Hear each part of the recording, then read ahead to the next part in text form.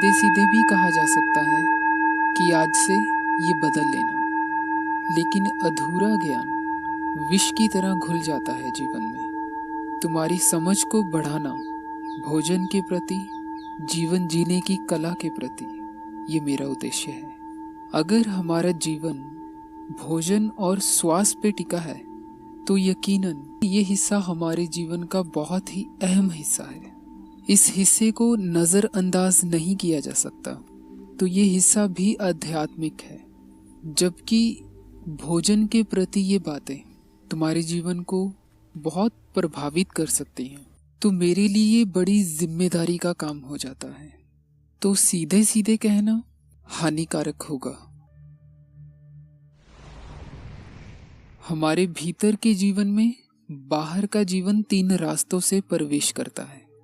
श्वास के जरिए, भोजन पानी के जरिए, 5 ज्ञान इंद्रियों के जरिए। श्वास के ऊपर, 5 ज्ञान इंद्रियों के ऊपर हमने बात की है, तो अब भोजन की ओर बढ़ते हैं। 3 बातें भोजन के प्रति महत्वपूर्ण हैं। भोजन कैसा होना चाहिए, भोजन करने का ढंग कैसा होना चाहिए, अध्यात्म में भोजन कितना और कब करना ज्यादा लाभदायक है। ज़ेन योगा में बहुत ही खूबसूरत बात कही गई, kill not your heart with excess of eating and drinking, यानी अपने हृदय को ही मत मार देना भोजन करने की अति पे पहुंचकर। ऐसा मास्टर्स कहते हैं, यानी वो जिन्होंने जाना। आइए इस बात की गहराई को समझते हैं। हमारा मन, रस इंद्री हमेशा ही स्वादिष्ट चीजों की ओर आकर्षित होते हैं। अब मास्टर्स ऐसा क्यों कहते हैं कि हृदय को ही मत मार देना? सादे भोजन को हद से ज्यादा स्वादिष्ट बनाने के लिए बहुत सी चीजें मिलाई जाती हैं, और तुमने देखा होगा जितना ज्यादा स्वादिष्ट भोजन उतना ज्यादा भोजन करने की लालसा। अब इतना ज्यादा भोजन पेट के लिए, स्वास्थ्य के लिए अच्छा नहीं। उदाहरण के लिए फास्ट फूड जैसी चीजें या मसालेदार भोजन।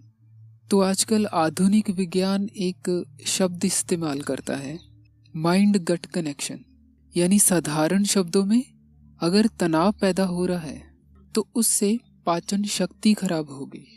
अगर पाचन शक्ति ही खराब है तो और तनाव पैदा होगा। तो ये एक तरह का चक्रव्यूह है। अब ज्यादा तनाव के कारण कई बार झगड़े हो जाते हैं या व्यक्ति सही से काम नहीं कर पाता है। अब इस तनाव के व्यक्ति बहुत से कारण ढूंढ लेता है, लेकिन एक और महत्वपूर्ण कारण को अनदेखा ही कर देता है कि भोजन के गलत चुनाव के कारण भी तनाव पैदा होता है। तो इसलिए मास्टर्स कहते हैं, किल नॉट योर हार्ट। तो अध्यात्म का ये नियम, भोजन जितना ज्यादा सादा सात्विक होगा उतनी ज्यादा प्रसन्नता तुम पे उतरेगी।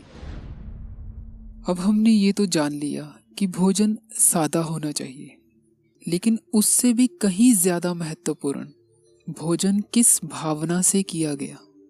मैंने अपने आसपास देखा, कुछ लोग टेलीविजन देखते हुए भोजन करते हैं। भूख मिट जाने पे पेट कुछ सिग्नल्स भेजता है दिमाग को। अब व्यक्ति उस वक्त होश में होगा तब उस सिग्नल को पकड़ पाएगा।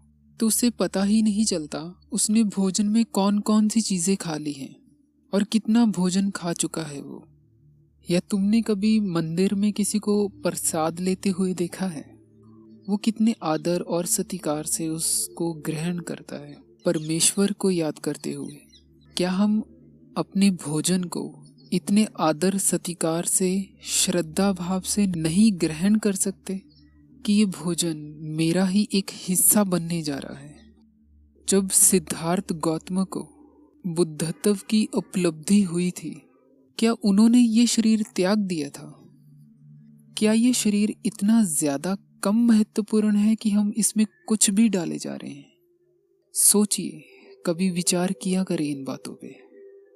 जो प्रयोग हम कर रहे हैं उन्हें करने से ये शरीर साधन की तरह काम नहीं करने लगेगा अध्यात्म के रास्ते पे। क्या इसका ख्याल रखना तुम्हारा कर्तव्य नहीं हो जाता?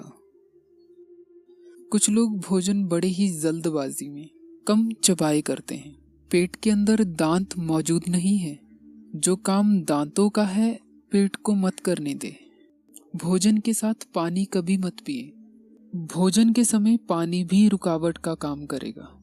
तुम शायद सोचते होंगे कि अध्यात्म में जो लोग जागे या जिनको भी तुम जानते होंगे कि वो कौन सा भोजन करते थे।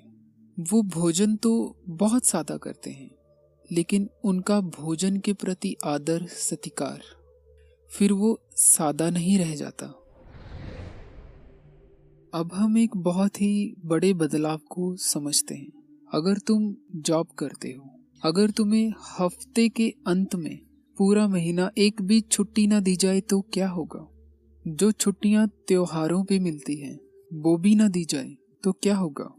साल के अंत में बोनस दिया जाता है, सैलरी बढ़ाकर दी जाती है, अगर वो भी ना दी जाए तो क्या होगा? ज्यादातर लोग ऐसी कंपनी को, फैक्ट्री को छोड़कर चले जाएंगे। जो फिर भी रुके रहेंगे वो ज्यादा दिन तक काम नहीं कर पाएंगे। ये जो उदाहरण है ये असल में हमारे पेट के अंदर जो कोशिकाएं काम करती हैं उनकी उदाहरण है। ये जो हमारे पेट के अंदर इतना जो मेहनत का काम चलता है, ये जो कर्मचारी है ये काम छोड़कर भी नहीं जाते, कभी लगे रहते हैं। क्या हम इन्हें कभी छुट्टी देने के लिए सोचते हैं? बल्कि ज्यादातर लोग 3 वक्त का भोजन तो करते ही हैं, साथ में गलत भोजन का चुनाव कर पेट के अंदर जो कोशिकाएं हैं, सेल्स हैं, उनका काम इतना ज्यादा मुश्किल कर देते हैं। तभी तो फिर बीमारियां आती हैं।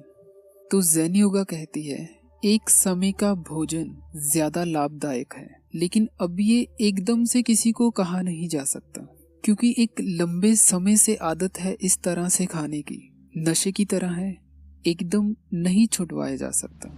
तो इस बड़े कदम को लेने से पहले कुछ बातें ध्यान में रख लेना जरूरी है। 21 साल से कम उम्र का व्यक्ति इस प्रयोग को, इस बदलाव को नहीं अपना सकता, क्योंकि शुरुआती उम्र में शरीर का विकास होना जरूरी है। उसके बाद भोजन सिर्फ शरीर की मरम्मत करने में मदद करता है। दूसरी महत्वपूर्ण बात, अगर कोई व्यक्ति इस बदलाव को करने के लिए तैयार नहीं है तो सिर्फ फायदों को पढ़कर इस बदलाव को करने के लिए जोर जबरदस्ती का इस्तेमाल मत करें, क्योंकि इस बदलाव में ये जरूरी नहीं है कि तुम इस बदलाव को करने के लिए, यानी एक दिन में एक बार भोजन करने के लिए कितने जल्दी आते हो, बल्कि एक दिन में एक बार भोजन करने पे आना जरूरी है। तीसरी बात, अध्यात्म को बिना समझे जो प्रयोग मैं पहले करवा चुका हूँ, उनकी गहरी समझ के बिना, उन प्रयोग को अपने जीवन में अपनाए बिना इस बदलाव को मत करें। क्योंकि जो पहले मैंने बहुत सी चीजें बताई हैं वो मानो ऐसे है एक जमीन को उपजाऊ करना ताकि एक दिन फसल पैदा हो सके। तो मैं ये कह रहा हूँ, यह ज़ेन योगा किताब में ये लिखा है, लालसा मत करना, वक्त लेना, ये कोई खेल नहीं है। तो ज़ेन योगा कहती है एक दिन में एक बार भोजन करना ज्यादा लाभदायक है। इस बात में बड़ी सच्चाई है, लेकिन इस बदलाव के लिए पूरा 1 साल लगेगा। पहले तो 5 महीने तक ये कोशिश करें सुबह 10-11 बजे से पहले कुछ भी भोजन ना खाएं। जब 5 महीने हो जाएं तो शरीर इस रूटीन का आदी हो जाएगा। 5 महीने बाद फिर एक और बदलाव करें। अब भोजन को सुबह 10 से लेकर दोपहर 2 बजे के बीच कभी भी कर लें, अपने काम की रूटीन को ध्यान में रखते हुए।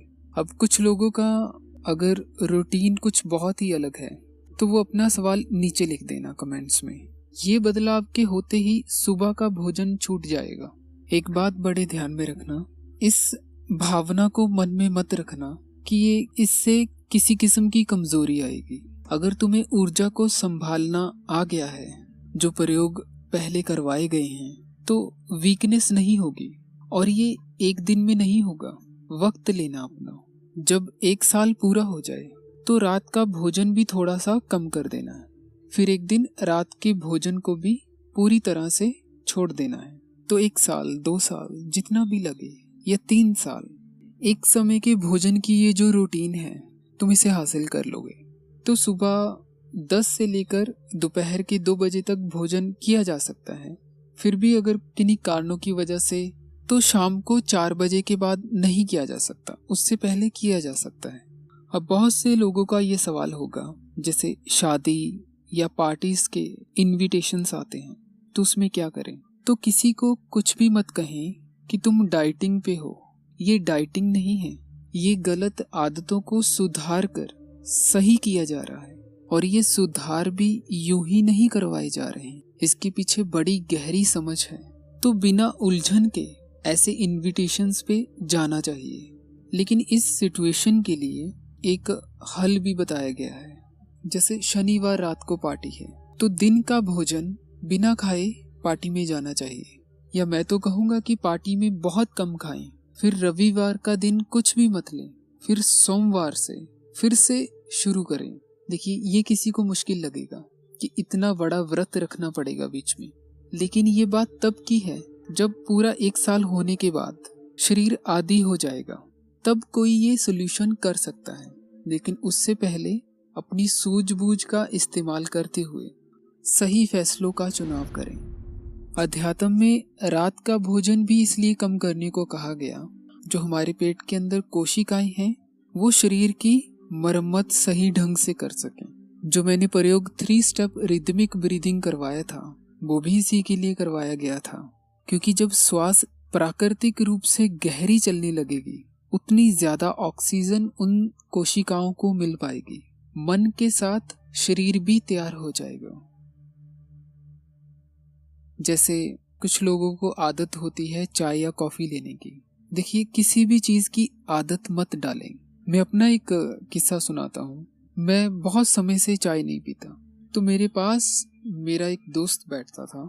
2 समय के लिए चाय आती थी। अगर किसी दिन चाय लेट हो जाती थी तो वो कहने लगता था कि उसे बेचैनी सी होने लगी है, वो काम नहीं कर पाता था। तो किसी भी चीज की आदत मत होने दे शरीर को, जल्दबाजी में मत करना।